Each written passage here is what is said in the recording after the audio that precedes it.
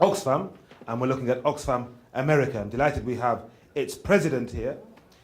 Ray Offenheiser joined Oxfam America 20 years ago. Under his leadership, the organization has grown exponentially and repositioned itself in the US as an influential voice on international development and foreign policy. And speaking about Ray personally, his wisdom and experience is sought by a range of organizations, both national and international, such as the World Economic Forum, the Clinton Global Initiative, and the Council on Foreign Relations. So I'm delighted to welcome him up onto the stage, Ray Offenheiser, President of Oxfam America. Ray. Thanks everybody for joining this afternoon, and a big thanks to the Global Compact for having us here. We've enjoyed a close relationship with the Compact since its founding, and we'll continue to collaborate with them in a variety of different ways. Let me start out with a statistic I want to offer, in some sense, to kind of make the case for why it's important for business to be engaged in the Sustainable Development Goals going forward.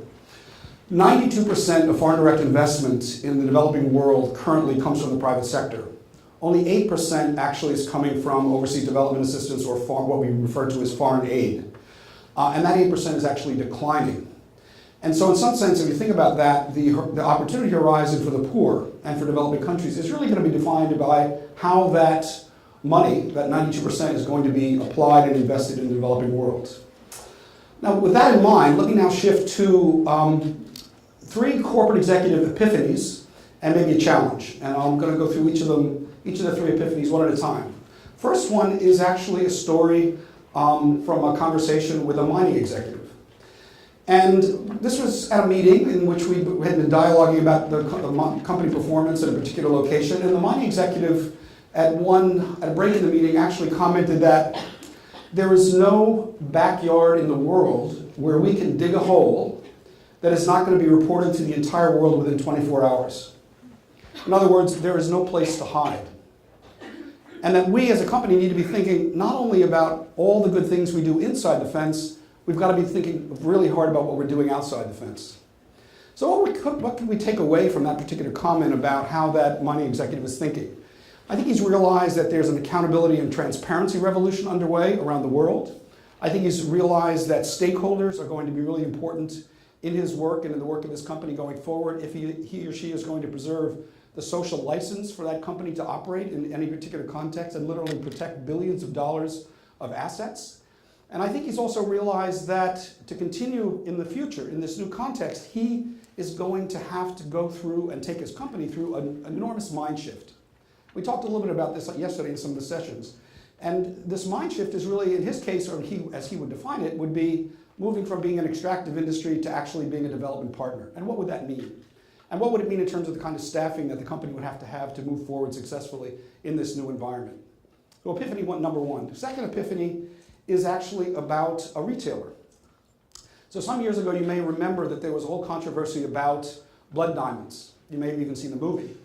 And the issue was really, is the diamond industry actually contributing to conflict in Sierra Leone at that particular time?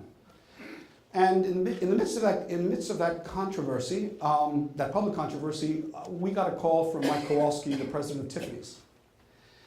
And basically what he said to us was, our employees are deeply concerned as to whether, in some way or another, our business is contributing to this conflict, this armed conflict, and to the loss of lives in Sierra Leone. And they are deeply concerned about whether, in fact, they can do something about it, and they actually have decided they can do something about it. They can actually have some impact on our supply chains of our company. And they want to make that difference. And we, as a company, want to work with you, Oxfam, in actually addressing this question. And out of that issue, the Initiative on Responsible Mining was born, still exists today, and Tiffany continues to be very, very involved in leading that effort. Now, what's the key takeaway from this one? Actually, that employees, in advancing this kind of sustainable development goal vision, are your allies and your problem solvers. And you should enlist them in this enterprise because they really care about whether or not your business and the value premise of your business is actually going to have some positive impact on building a more sustainable world. Third epiphany is from a manufacturer. Over the last couple of years, Oxfam has been engaged with Coca-Cola around the question of or the question of whether there's some possibility that there are land grabs within the Coca-Cola supply chains. Now, Coca-Cola does not own land anywhere in the world, but it actually buys a lot of sugar from companies that do. So we were in the process of looking at this issue, and actually were creating some case studies, and we invited Coca-Cola executives to come with us to the field to see some situations on the ground.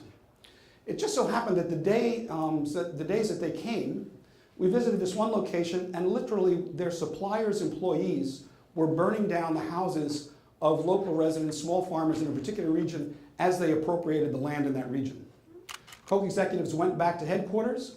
The company declared zero tolerance for land grabs in their corporate policy, and have initiated 28 unique case studies around the world to ensure that that kind of practice is not going to be found in their supply chains going forward. So what's the key takeaway here?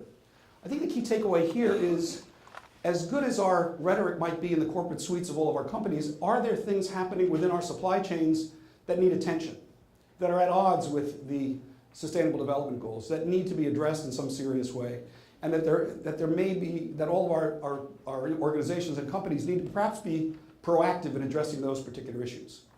So now let me close with just four brief challenges for all of you.